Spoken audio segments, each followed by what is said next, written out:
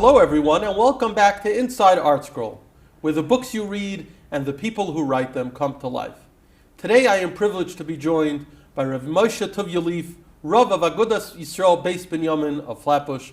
Thank you, Rabbi Lieff, for being here. It's a pleasure. Now I mentioned the books you read, the people who write them. The Rav has not yet written a book with ArtScroll, maybe sometime soon. But today we're here to discuss a very special book, and really a very special project known as Vayimaen, which has taken the world by storm in a relatively short period of time.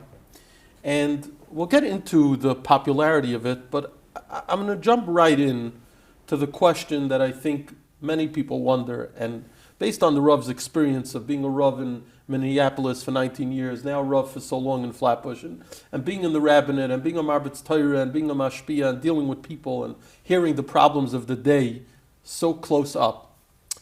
What was the Rav's reaction when he heard that there's a project focusing on Shmiras Einayim? And what the backdrop of the question is, growing up, and I'm sure it was like that for the Rav as well, Kedusha and Shmiras Einayim was something we never spoke about. It was the unspoken issue. A person worked on it. It was, Beinoi uvein HaKadosh Baruch Hu. The proverbial elephant in the room. So that's the elephant in the room. How did the Rav feel about a project like Vayimaen that is primarily focused on Shmiras Einayim?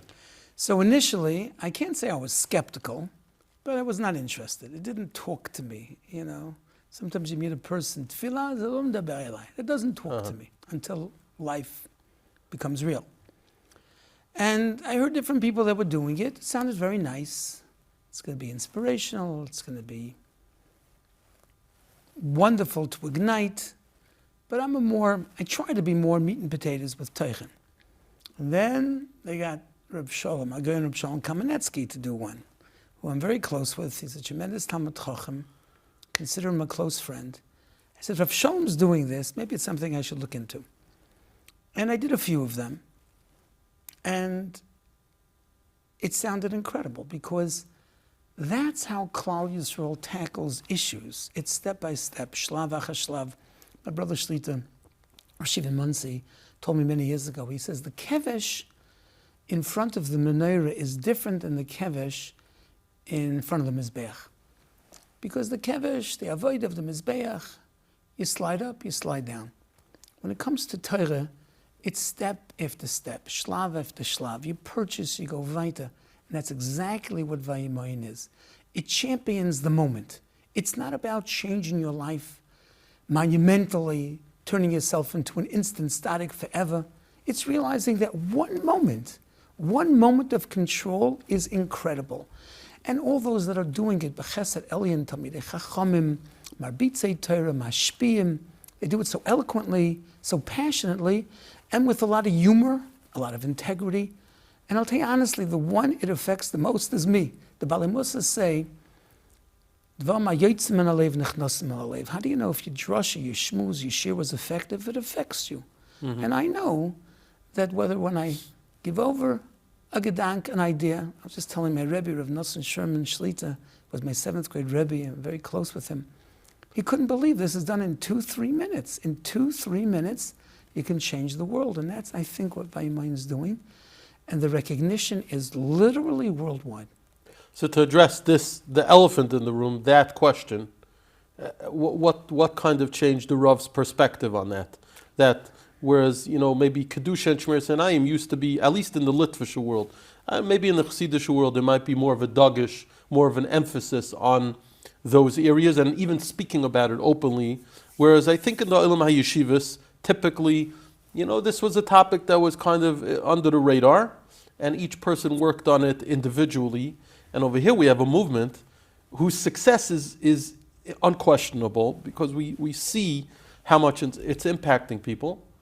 But just this component and this detail of the fact that it's being spoken, obviously in a very edel, gentle, dignified way, but that it's being spoken about publicly. It's very much like Shovavim. As a child, I don't remember the programs of Shovavim in New York or all over the world. And now it's become a national movement where people realize there's a need for Shmiras Haguf, Bris, Einayim. But I think the Maila of Vayimaen, it takes it to a level that everyone can be influenced by. And it's not in our world, when we grew up. You had the Hasidish called it a Gute Yid, or you had a Heilige Yid. That was somebody that was B'Kedusha, V'Tare, a Rebbe, Rosh Hashiva, a Rav, a Goyen, a Tzaddik, Rav Moshe, Rabbi Yankov, the Satmar Rebbe. Heilige Yidden did heilige things. But Magushim Dika Yidden did Magushim Dika things. You couldn't see Rav Yashiv eating a rib steak. It was beneath his dignity. And I think that's what Vayimaen introduced, that a Yid has to fly above the brambles and bushes, not to get caught, but beneath the radar. There's something was passt nicht. It just doesn't fit with who I am. And Vayimaen introduces that every single Yid with a neshama, nishmas kamimal, every Yid at any level has something that's beneath his dignity. And it sort of says, I don't gotta look, I don't gotta see, I don't gotta run, I don't have to be enticed, I can control myself. I am, to a certain degree, the master of my destiny, b'siyata d'shmaya. And that's the chiddush of Vayimaen. It's little, in criminal, sort of minuscule steps where it's incremental, where you just keep on growing. You don't even realize you're growing, and you don't have this goal to grow. It's just to control that moment. It's just to take some control of your life, and all of a sudden you feel like you're a gavra, you're somebody. Yeah, and I think it's obvious to point out that the nisyonos in this area are clearly greater today than ever. It sounds like a cliche and it sounds trite, but it's true. With the advent of technology and the expansion of technology and how we're inundated with so many things coming from different directions, they say over from the Gedolim, whichever Gadol it was, that one trip on the subway today you'll see more than you saw in a lifetime in the shtetl, whoever that's attributed to. But there's no question that the nisayon today of what's thrown at us is on a different level, and different types of challenges need different responses. And I was once asked to speak about technologies. I was talking to Moreno Baron Shechter Zatzal, and he told me the internet has removed boundaries. There used to be boundaries, and that's been whited out. And exactly like you're saying, I always talk about the fact, I say that you find someone naming a daughter or a granddaughter after an Alter Baba from Europe. And there was shtetlach in Europe, believe it or not, that was called a Zogeke. And the Zogeke would read Senerena Friday night, which is a synopsis of the parsha, in Yiddish to a bunch of ladies who were illiterates. They couldn't read. They could not read Ivrit. They couldn't read Lashon Kodesh. They couldn't daven from a siddur. So why are you naming your brindy after the Alter Baba brindy who couldn't read? Because the Alter Baba brindy, exactly like you said, wasn't exposed during the course of her whole lifetime, what our kids are exposed to 1 hour in the mall or 1 hour on the subway. So there's got to be a built-in safeguard. Zulu mazu. The same way we find when it comes to Ilchas Kashrus, anything that's not kosher, there's something else that can mirror that taste and that effect and that texture. If Hashem created internet, it's because we can deal with it. And there are things that we can do, the technology, to harness it l'toiv and not l'ra, to filter it, but also to realize we're not so grounded by it, or we're not so seduced by it, or we're not so enslaved by it. Of course, that's the beauty of Shabbos, when you put it all away. It shows you can be in control.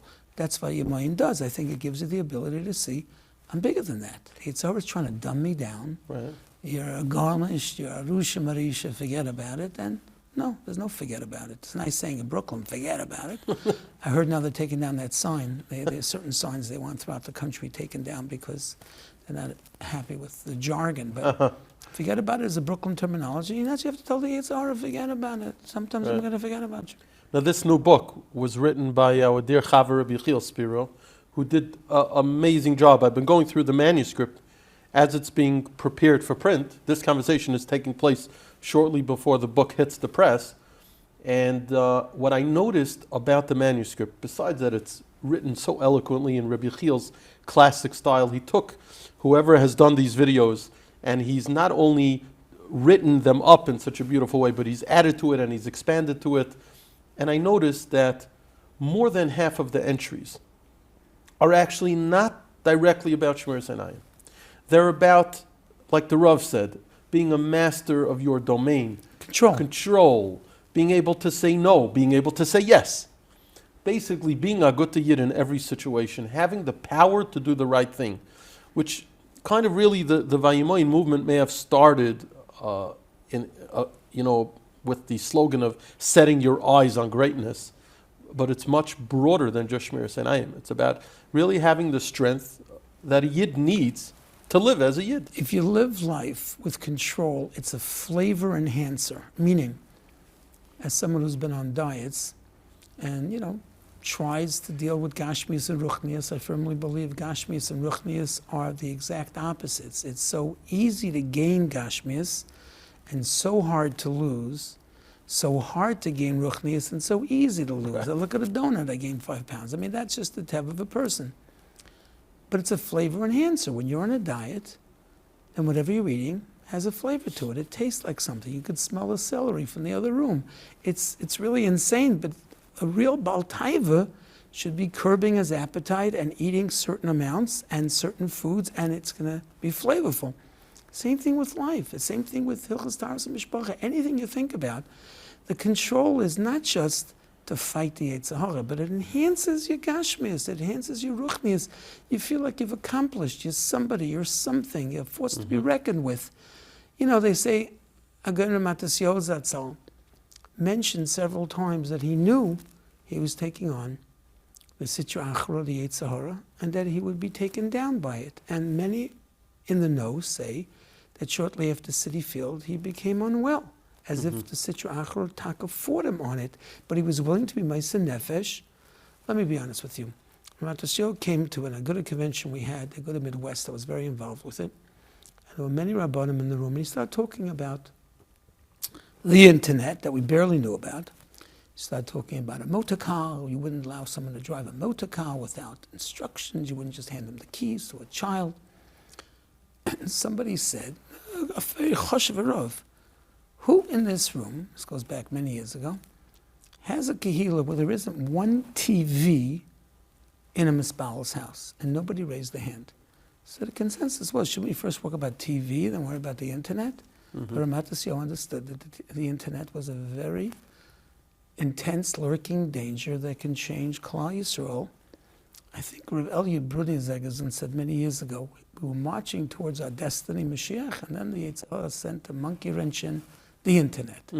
But Lamaisa, it's exactly as the same group you see there. Koyach of Vayimaen is to teach control to youngsters, to older people. Rabbi Yechiel Zatzal had a boch, I think Rabbi Yankel Bender just mentioned this recently, who said to the Mashgiach in Kfar Hasidim, he's going to Tel Aviv for a bris. But he said, how could you go to Tel Aviv for a bris? He said, I'm going to be careful, Rebbe. He says, Rabbi Yechiel Zatzal, Agoyin Tzaddik said, he has one eye, and he can barely see out of the other eye, and he's terrified to go to Tel Aviv. And you with zwei fleischige Augen, 2 fleshly eyes, you have no problem? Cavalier to go to Tel Aviv, the Bacha didn't go. So my point is, it's teaching us we don't need to go there to reach for that, to say that. Once you learn to control yourself from where you're looking, what you're saying, how you understand and appreciate people. Meshvega Zangazun says everybody's basically good. People are good people. They mean to be good. So if you're looking for the good in people, you'll find it. It all depends on what you're looking for. Yeah, a yid is inherently good. It's all about bringing it out. And I think that that's really what this project, the Vayimaen project, and the Heilige Yidden who are behind it, anonymously, behind the scenes, we don't see them, and they're putting out these videos every day with a tremendous amount of, I should mention, expertise, artistry, creativity. By the time they finish with what I said, I can't believe I said it. It's beautiful. It's unbelievable. It's magnificent. It's really magnificent, and obviously a tremendous outlay of money, but it's being done l'shem shamayim. And whatever those videos have done on a creative level, visually, this book does perhaps even more, because the written word is is as powerful as anything. Right. And I think this book will be a handbook for people to navigate life's challenges in general, but not just challenges, giving people the wherewithal, the fortitude to get through a day. There's one more nakuda. Yeah. Besimcha, meaning Right. it's a feel-good kind of mitzvah. You feel accomplished. Steht, "V'lo yitzor levavchem v'acharnechem asher atem zenim achareim." Zok Rashi, "Ayin roya v'alev chomed v'guf psaros ta'averes." It's out of order. It should say, "V'lo yitzor acharei einechem v'acharei levavchem." Ayin roya. So as a Yidden tells Yeshiva, Rav Moshe Elfan Zatzal said, he give 20 people the newspaper to read, the kosher newspaper. And they read it from cover to cover, and you give them a quiz and they all fail. Why? Because each person is reading what they're sensitive, calibrated to see. This one wants to know about politics, this one about Eretz Yisrael, the economy, sports if there's sports in the paper. Zok the Torah Akdosha, where's your heart? Because the heart will cause you to see what you see and not see what you're not supposed to see. Ayin roya, what the heart wants us to see, that alev choybin and the guf does the avera. If you're in the right place and your heart's in the right place, you're not going to see the wrong things. If you walk down Lower East Side with Moreno Rav Moshe Zatzal, and there were different sights to see, you didn't see anything. You were with Rav Moshe, you held his hand. You saw the world through Rav Moshe's eyes. You're looking for a Yid to give comfort to. I had a Rebbe, Reb Chaim Stein, Zatzal, tells Al Shiva. He was unbelievable. I was echet lo with Chavrusa. So by his shloshim, that the Munkacher Rebbe, Zayin Gesund, the greatest tzaddik, also came and spoke, because Reb Chaim was his Rebbe. I said, was pshat, the Gemara sagt, Ma Hashem Alekecha shel meimach, kim liras Hashem Alekecha. In fact, the Gemara, v'chiyira Shemayim milsa zutrusa, is it nothing? In Lagabe Moshe also milsa zutrusa. But that's the kasha. If to Moshe Rabbeinu milsa zutrusa, how does it help us? We're not Moshe Rabbeinu. I tell you that Lagabe doesn't mean in the perspective of Moshe. If you're holding Moshe Rabbeinu's hand, milsa zutrusa. If you have a Rebbe, a Rav, a Rosh Hashiva, a Machanech, a Zayda, and you walk through life holding his hand, or the Mora's hand for a lady, it's the easiest thing in the world. So I said, if you hold on to Reb Chaim, Yerushalayim was Milsa Zutrusa. And that's really the idea. The idea is, it's a hand to hold on to. It's a way of conducting your life. And you know who's most spoiled? The kids. We had issues sometimes with sneers in Minneapolis with some ladies, very wonderful ladies, they just didn't get it. Right. So they said, when the girl's going to come, they're going to learn. It didn't happen. You know what happened? When the daughters came back from seminary and they said, Ma, you can't wear that. Ma, you can't wear that. Ma stopped wearing it. So now when the kids see that the parents and the father, who's out there and he's put together and he's worldly and he interacts with people, is careful and cautious and makes decisions based on not being led into temptation, boom. It's a gimme to the kids. They all want to be like their parents. And, you know, there was a Maisa many years ago. Rabbi Yechiel Zatzal was nifta. And there was a boy in Chicago going to the school that the manayal of the school came in, and the Baba says, this kid's a little crazy. It was snowing outside, and the kid wouldn't stay in the barber shop. He kept on going outside on the street, and then every 10 minutes he'd come back, is it my turn yet? 5, 6, 7 times. He couldn't figure it out. The manayal figured it out. They had made a Kabbalah.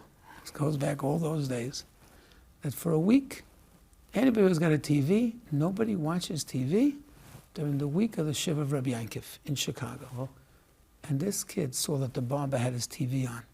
So he just walked out in the snow. Isn't that an amazing story? Amazing. But that's Vayimaen every single day. Younger people, older people, people who are so used to looking around, casing out the joint, checking out the world, and the flyers habayre. And Lamaisa, we show the Rebbeinu Shalom and ourselves that we're really great people. So I wanted to ask the Rav, you know, you mentioned the story from years ago. From many decades ago, when the Rav was a Talmud at Tarvadas Flatbush, and then in Telz, and then in Minneapolis as a Mardasser, and now in Flatbush. Such a perspective on life, having lived through so many monumental moments and such important junctures in our recent Jewish history, and how Klal Yisrael has evolved, has the Olam HaTorah has grown. What have you seen as the biggest change in terms of the challenges for a Frum Yid?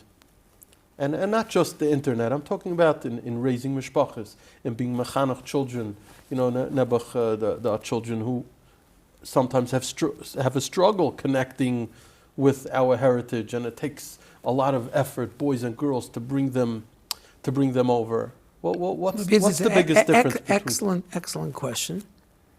I will say, bottom line, like the old song, Anachnu dor mitzviyan, we are an incredible door because of these nisyonis. Now, I do think that the basic difference between when I grew up and kids are growing up today. My father's Zatzal was a Rav, big Talmud Chacham, Talmud Rav Ruderman. He learned 9 years in Yisroel.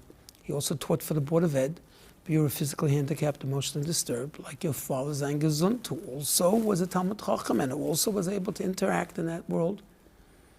My mother was a college math professor with a PhD from Columbia, so they made parnasa. You know what kind of steak we had once a week? We had a very thin shoulder steak. Have you ever eaten shoulder steak? Most people don't eat shoulder steak. We had a simple house, two-family house. We didn't have wall-to-wall carpeting. We didn't have chandeliers. We had second-hand furniture. Why? Was that insane? I mean, we easily could have had, my father never bought a new car. Mm-hmm. He bought Rabbi Shechter's used car. I mean, what's the pshat? Mm-hmm. They sent money to Eretz Yisrael. They supported yeshivas. They supported stuckas. Life was much simpler. Mm-hmm. Today, I think it's just become much more complicated, much faster. The exposure to the world is greater. They have the global village where any atrocity, whatever happens, everybody knows everything about. We're too busy with the news. And the Gashmias, you can't get away. Ramotel Pragamansky Zatzal was an incredible Baal Machshove, and the Rebbe of my Rebbe, Rav Gifta, Reb Chaim Stein. He said, I think it was to Rav Moshe Sternberg sein Gesund. After World War II in France, he told him, I'm very worried about the next door, about their success, about their Gashmias. Will they be able to deal with it? Will they give the money the way they're supposed to give it? Will they live lives that takes them away from Yiddishkeit? So to us, I think, honestly, I mean, right now, I'm not going to mention the city. It's a fantastic city. It's very near to my heart. The shtat is emptied out. Everybody went on winter vacation.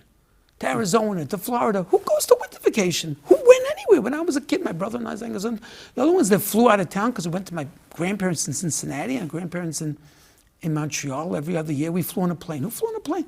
And now kids go on their own, junkets all over the world, steakhouses. And again, I love Gashmias just like the next guy. But it's become such excess. Right. So, I was talking to David Shustel Shlit at Shiva. I had to speak about technology. He says, Moshe Tuvia.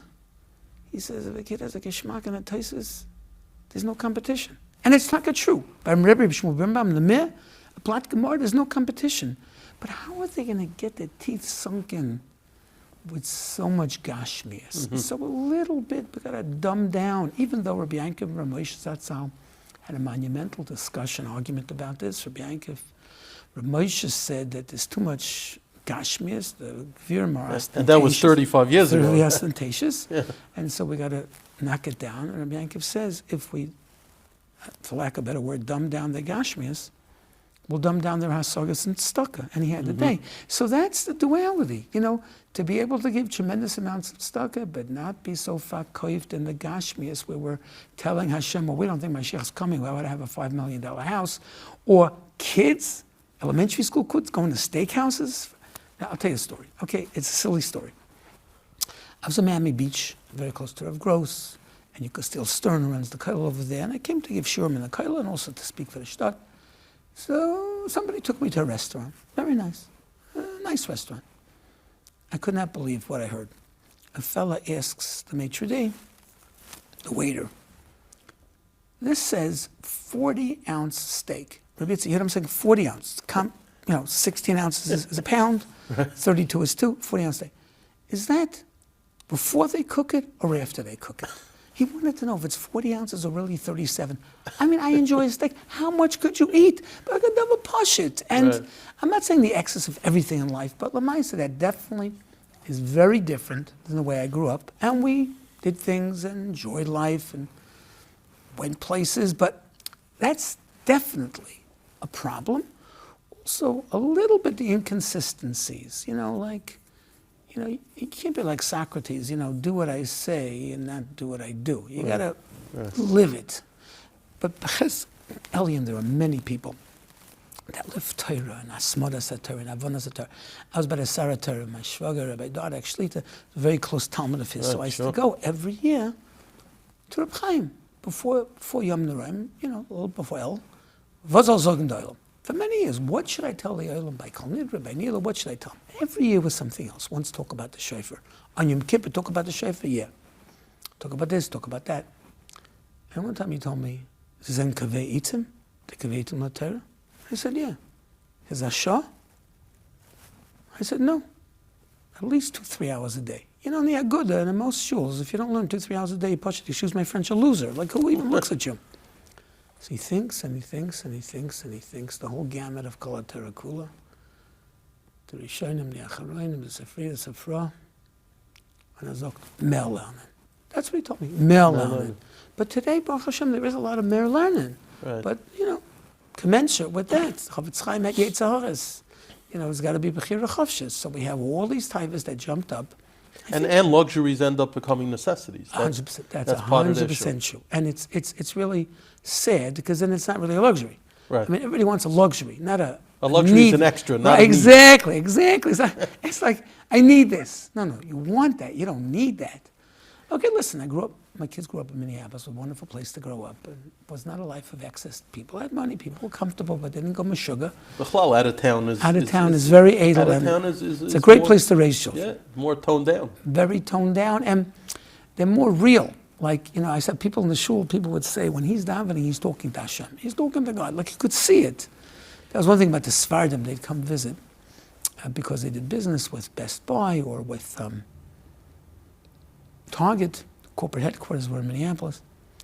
And like, when these fellas daven, no one's telling them not to talk during Chazar Sashats. They were too busy davening. Like, they really believe it. You know why Baruch Hashem, there are Sfarim have Panasa? Because when they daven, that Kadosh Baruch Hu, they believe it. And when the Chacham says something, they do it. It's like a Munas Chachamim. It's ingrained. Simcha Wasserman Zatzal, Shem Kim Dam, and Simcha Wasserman Zatzal said that he says, why do you find that when the Litvisha and the Ashkenaz people talk, if they apologize, if this is the case, if that's the case, when a Sephardi rabbi talks, he hits him over the head. He says, because their Mesa was not dulled by the Haskalah. The Sephardim didn't have Haskalah. That's what he said.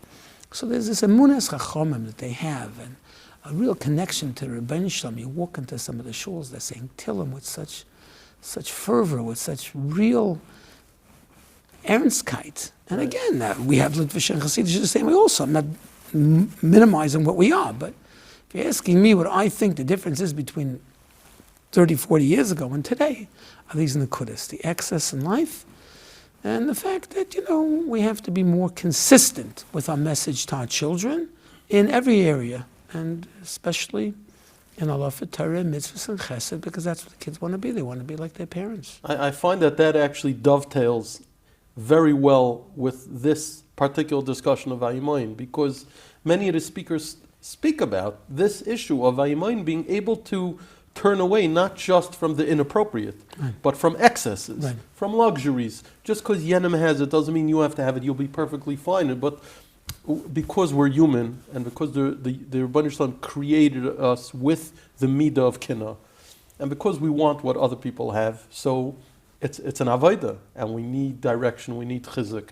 And that's really also part of this, under the rubric of Vayimaen, is this ability to be able to be satisfied with what we have. And that's why I think it's so interesting that of all things that the Rav chose was this Nekuda, which is really part of this whole campaign. You talk about Rabbi Yechiel Spero. I was Zeicher, when I was a Kohen Geman in Telz Yeshiva, we had a Vad, a Musavad. And he, together with other people, some of Rosh Yeshiva were my Musavad. And you could see right then and there that he was something very special. He came from a wonderful family, comes from a wonderful family, wonderful brothers and sister, and Bechlal, his parents are incredible. But he's a real Ben Torah that gets the flavor of the sugya. And Rebitzi, I don't mean to fawn and to praise you, but it's a thrill to be sitting here with my Rebbe, who was not even my Rebbe, he was my English teacher in high school, Rabbi Yisroel Hiska, that taught us hashkafis and about kashrus when we were in science class. You bechesed also have a way of connecting to people and explaining things properly. So it's a don mitzuyan. We have very talented people. We saw Bais, so many different people that can write properly and give over the flavor, and that's what our door needs. It needs flavor, it needs alzim pfeffer, it needs a geschmackheit. You know, that's what we need. Sitting on the Mizrach Vant is a bracha and a klala. The klala is you sometimes see how people are davening and they're not really connected to HaKadosh Baruch Hu. And you want to grab out and take that kid and pull him in and be like the Chavetz Chaim and whisper some words in his ear. And you see it happening right before your eyes. And then, of course, those parents that they're into the davening, their kids are into davening. There's a fellow in my shul, his followers into davening. His 8 o'clock from Lakewood are into davening. And you look at them, it's just mamish nechayach. You know, we live in a world where you have 18 periodicals, Poligos on the Bima by the Agudas, of all these different things. This halacha, that halacha, you name it, we got it. So, the real conscientious misbal walks up there before davening starts, takes 3, 4, 5, 6, 7. So he's very busy. Hopefully not during the drasha, but certainly during Chazoras Hashatz, missing the boat. The Tzatmar Rebbe Zatzal would close farm in the middle of davening, you're davening. Eist Tefillah L'chud. In my father's Zatzal shul in Benson, and my father was Zatzal shul in Bensoners, very simple people. No such thing as davening without a jacket. Everybody does zip-up jackets and a cap. I never ever remember my father telling the people not to talk during davening. He just didn't talk during davening. Mm-hmm. These were not going to Yisroel. Some might not even been Shemesh Shabbos, but you knew in shul you don't talk during davening. And we have to bring it back, the old-time religion. And I think we're doing it. And I think the medium of ArtScroll is nechayach, and the concept of Vayimaen is nechayach, and all these wonderful projects that people really care about Klal Yisrael. Where do you find it more than this terrible Eisara Yaakov, many of us share, because Klal Yisrael is rallying around the flag, the Tehillim now, and the Shmiras HaShabbos, and Kashrus, and Taras Mishpacha, and Tzitzis. It's like human Kiyas Supa, and Shema Yisrael. This fella had his 2 babies. He was talking at the EU in front of all these Goyim, and he's describing what his babies are like and how they're with Hamas. And then he stands up and screams. He could kill us. Shema Yisrael, like a snardi, Hashem Elokeinu, Hashem Echad. That's what we're doing now. Klal Yisrael screaming Shema Yisrael, and it's only Mikamcha Yisrael Ge'echad Baretz. Tefillin Maral Maksiv Bey, Mikamcha Yisrael. It complements each other. If we want to be Ma'achad Kudsha B'richu, we have to have Achas, and we have it now. All the Kiruv organizations, Leiv La'achim, Shuvu, they tell me that I'm only had a knock on the door, and now they're begging, take my kid. There's an explosion. Explosion, and it's real, and it's from people Torah. Exactly, and it's real, and it's for all the good things. It's for Torah, it's for mitzvahs, it's for tzitzis, it's for tefillin. So we're living really in an extraordinary time. And I'm asking, it's a dangerous time, but the schar that the Olam has, I'll just say something I said on Vayimaen. Rabbi Shmuel Birnbaum, he asked the kasha. Yankov Avinu says, Eilech verena b'terem omos. For Rabbi Shmuel Avada, once Yosef is alive and Yankov has died, he'll never see his son. What's the chiddush? B'terem omos. This vort was told to me by the Heintige Rosh Yeshiva of Birnbaum.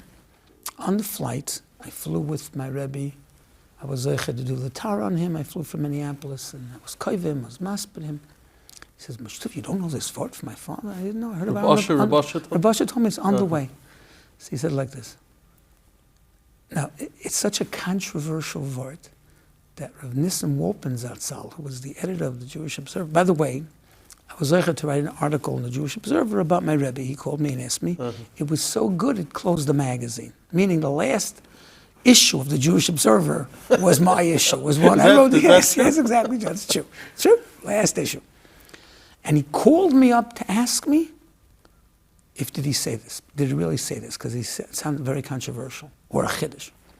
So Reb Shmuel said like this. Yankov says, I got to go see my son before I die.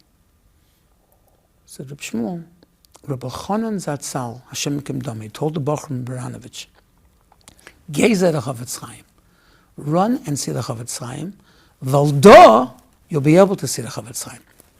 You'll be allowed in his mechitzas, his environs. But l'asad lavoi, would they have a haracha who the Chavetz Chaim is? you'll never be able to see the Chavetz Chaim. Said Reb Shmuel Birnbaum, the Masmed Hador, who Mor Rav Moshe Zatzal was calling up Rosh Yeshivas to come to Asifa, he said, I can't call Reb Shmuel Birnbaum, the Gemara is Tzutayatem. Rav Moshe said on my Rebbe, Tzutayatem. Said Reb Shmuel, Avad Yankov Avinu, certainly he was the Ishtom Yeshiv Holim.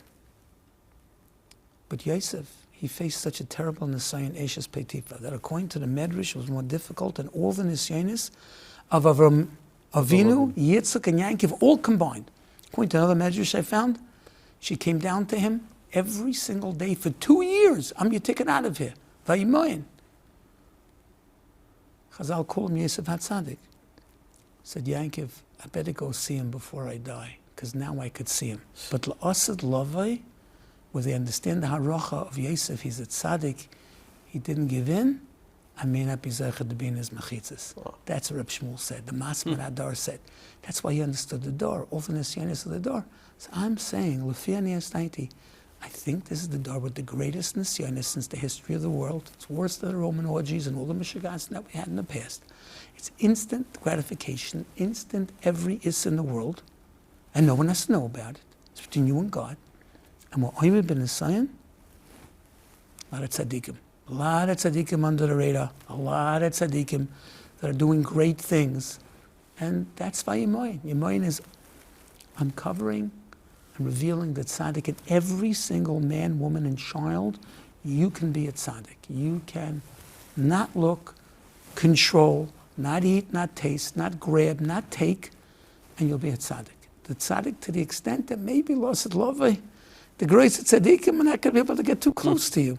That's Ador. Wow. That's what on that note, I have to thank the Rav, of course, for being here, which is a tremendous covet for us. But thank you in general for the thousands of hours of Torah and Ashkafa and inspiration that you've given to me personally, and to Gans Klal Yisrael, people on Nene from the Rav Shiurim now that they're disseminated on all different types of platforms. It's not limited just to the beautiful shul on Avenue L. So many people are benefiting from the Rav's hashpah. So here's an opportunity to thank you for all those years of dedication and devotion. And my humble bracha continued Hatzlacha and being mashpia on so many Taira Yidden and giving over that flavor, the way I see it, the beauty of Yiddishkeit and the simcha of Yiddishkeit, which the Rav embodies, to be able to give that over day in and day out with such a lichtigkeit, and it's such a kiddushem shemayim, and we're so grateful for it. So thank you again. Amen. Hashem and should continue being Marbitz Torah la'alfei alafim, and it is a schus to be here in ArtScroll. I'm not pandering to my Rebbe Rav Nosson Sherman, but just there's a concept called kedusha, like we spoke about. And I mentioned this before to Rav Nosson, and I think to yourself as well, that the Torah Kedusha tells us Moshe Rabbeinu encounters Hasnein and Ukol. He saw what nobody else saw.